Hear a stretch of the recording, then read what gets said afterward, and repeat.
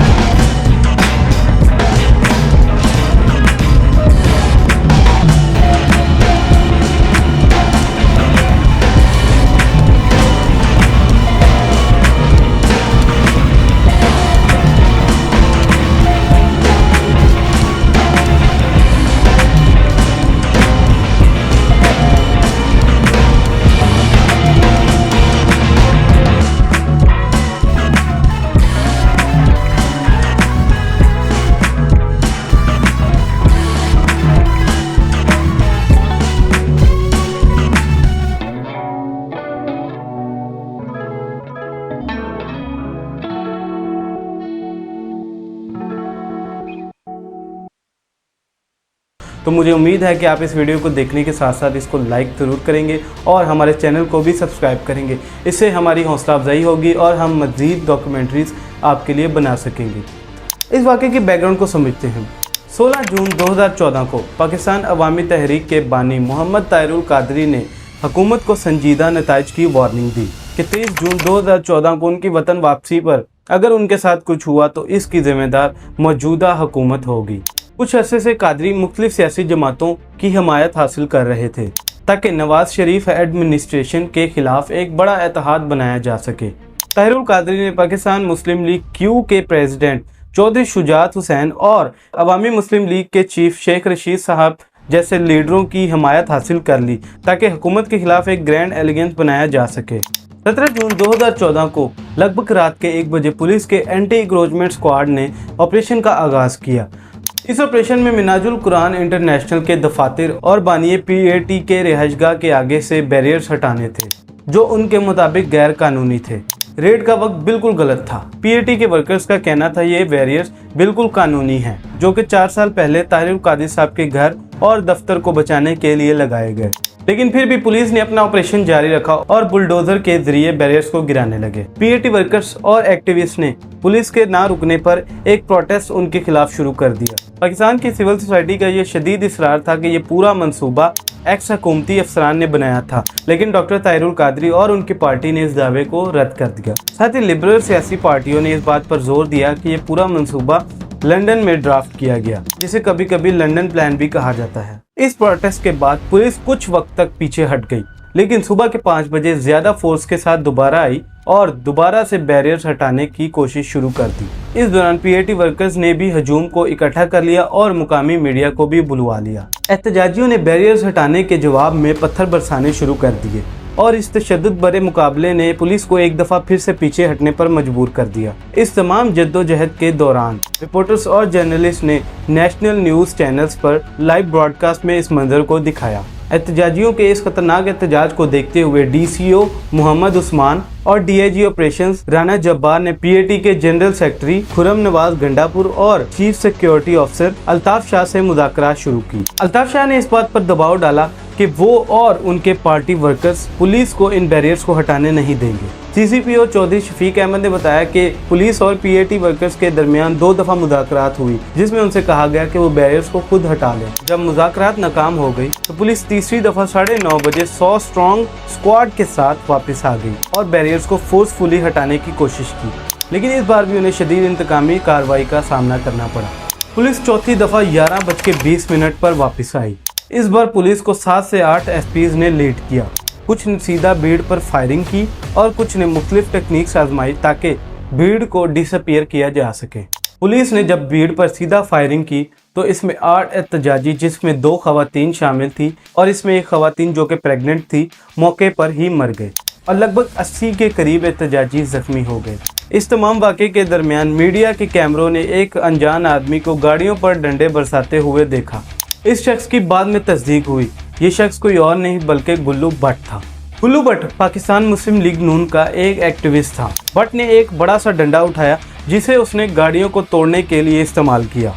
साथ ही उसे स्लोगन्स लगाते हुए भी सुना गया। बाद में मॉडल टाउन एसपी तारिक अजीज को गुल्लू भट्ट से बातें करते हुए और गले लगाते हुए भी देखा गया। पाकिस्तान तहरीके इंसाफ की इंफॉर्मेशन सेक्रेटरी अंदलीब अब्बास ने भट्ट को पीएमएल नून की हुकूमत का हेंचमैन कहा और स्टेट पुलिस पर इल्जाम लगाया कि उन्होंने भट्ट के जुर्म को कमिट करने में कोई दिलचस्पी नहीं दिखाई। पुलिस का कहना था कि मिनाजुल कुरान एडमिनिस्ट्रेशन ने एक प्राइवेट मिलिटिया तैनात किया था और रेजिडेंट्स को बैरियर लगाकर नो गो एरिया बनाया हुआ था। कादिर ने बाद में कहा कि पुलिस ने अरेस्टर्स की तादाद को कम बताया है। उनके तकरीबन 200 से ज्यादा पार्टी वर्कर्स गायब हैं। फैसल टाउन पुलिस ने एक सब इंस्पेक्टर की शिकायत पर 3000 पीएटी वर्कर्स के खिलाफ केस रजिस्टर किया और पिनल कोड के सेक्शन 780A, 302, 324, 353, 148/149 के तहत पुलिस ने एफआईआर में हुसैन मोहिउद्दीन चीफ तायरुल कादरी के बेटे को मेन अक्यूज के तौर पर नामजद किया। वाक़े के फौरन बाद चीफ मिनिस्टर शहबाज शरीफ ने इस वाक़े की तहकीकात के लिए फौरन से एक पैनल तैयार किया। शहबाज शरीफ ने उस दिन के वाक़यात के हवाले से एक जुडिशियल इंक्वायरी का हुक्म दिया। उन्होंने कहा कि वो उस दिन के वाक़े पर अफसोस ज़दा हैं और अगर हम गफलत के जिम्मेदार ठहराए गए तो रिज़ाइन करने में झिझकेंगे नहीं। उन्होंने ये भी तसल्ली दी कि उन्होंने पहले ही एक जुडिशियल कमीशन बना दिया है जो वाक़े की तहकीकात करेगा। शरीफ ने पुलिस ऑपरेशन के बारे में किसी भी किस्म की मालूमात से इनकार किया। उनके मुखालिफिन ने इनकी इस बात पर मजाक उड़ाया कि उनको वाक़े के बारे में पता नहीं चला, जबकि ये खूनरेज़ वाक़या घंटों तक लाइव ब्रॉडकास्ट किया गया। टीवी फुटेजेस देखने के बाद शरीफ ने गुल्लू भट्ट की फौरन गिरफ्तारी का हुक्म दिया। साथ ही शहबाज शरीफ ने प्लानिंग एंड डेवलपमेंट के फेडरल मिनिस्टर एहसन इकबाल को लाहौर किलिंग्स पर हाउस को ब्रीफ करने का भी कहा। 19 जून 2014 को यह रिपोर्ट हुआ कि पुलिस के कुछ आला अफसरान उन हॉस्पिटल्स में गए जहां पर जख्मियों का इलाज हो रहा था और उन्होंने इंजर्ड पुलिस अफसरान के मेडिको लीगल सर्टिफिकेट्स को बदल दिया ताकि वो फेक बुलेट इंजरीज दिखा सकें और अपना दावा साबित कर सकें कि पीएटी वर्कर्स ने भी पुलिस पर गोलियां चलाई हैं। तायरुल कादरी साहब ने प्रोविंशियल गवर्नमेंट पर एविडेंस टेम्परिंग का इल्जाम लगाया और कहा कि उनके पार्टी वर्कर्स के पास कोई हथियार नहीं था। साथ ही उन्होंने ये भी कहा कि वो मीडिया के सामने जब्त शुदा हथियार को दिखाएं और अपना दावा साबित करें। पंजाब लॉ मिनिस्टर राना सनाउल्लाह खान ने प्रेस से बात करते हुए पुलिस ऑपरेशन को जस्टिफाई करते हुए ये बताया वो शख्स मुसलसल कॉन्स्टिट्यूशन और डेमोक्रेटिक सिस्टम को नहीं मानता और साथ ही उन्होंने रिलीजियस लीडर पर ये इल्जाम लगाया कि वो बेगुनाह लोगों को कुरान पर कसम खाकर गवर्नमेंट के खिलाफ जमा करते हैं। तारिकुल कादिर साहब ने बाद में इस दावे को शदीद तौर पर रद्द कर दिया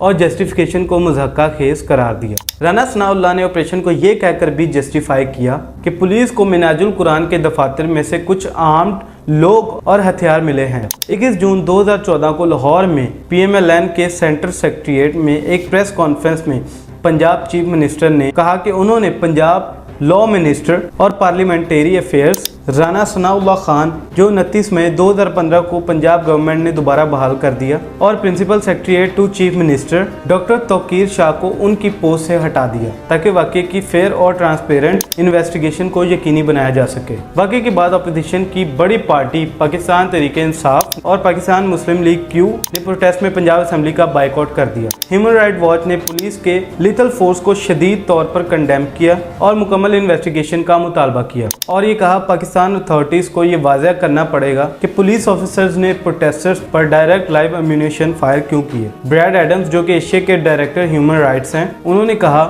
आई लाहौर में बहुत से लोग मुर्दा या जख्मी हैं और उसकी कोई वाज़ेह वजह नहीं है। Human right commission of Pakistan ने भी पुलिस के इस एक्शन पर शदीद मजम्मत का इजहार किया। पाकिस्तान पीपल्स पार्टी ने भी इस वाक़े की मजम्मत की। पाकिस्तान तहरीक-ए-इंसाफ ने भी इस वाक़े की भरपूर मजम्मत की और पार्टी के सेंट्रल प्रेसिडेंट जावेद हाशमी ने हुकूमत से कहा कि वो फौरन मासूम लोगों के कत्लो गारत को रोके। MQM ने भी पुलिस एक्शन को कंडेम करते हुए विक्टिम्स के लिए एक दिन के शोक का ऐलान कर दिया। 29 जून 2014 को ताहिरुल कादी साहब ने एक ऑल पार्टी कॉन्फ्रेंस रखी, जिसमें सिवाय PMLN, PPP और अवामी नेशनल पार्टी के सिवा सारी पार्टीज ने शिरकत की। इस कॉन्फ्रेंस ने किलिंग की मजम्मत की और सुप्रीम कोर्ट के 3 मेंबर बेंच से इन्वेस्टिगेशन का मुतालबा किया। APC ने पंजाब चीफ मिनिस्टर की रेजिग्नेशन और टॉप पुलिस ऑफिसर्स की गिरफ्तारी का भी मुतालबा किया। PMLN की सेंट्रल और प्रोविंशियल गवर्नमेंट ने ये जवाब दिया कि इन्वेस्टिगेशन पहले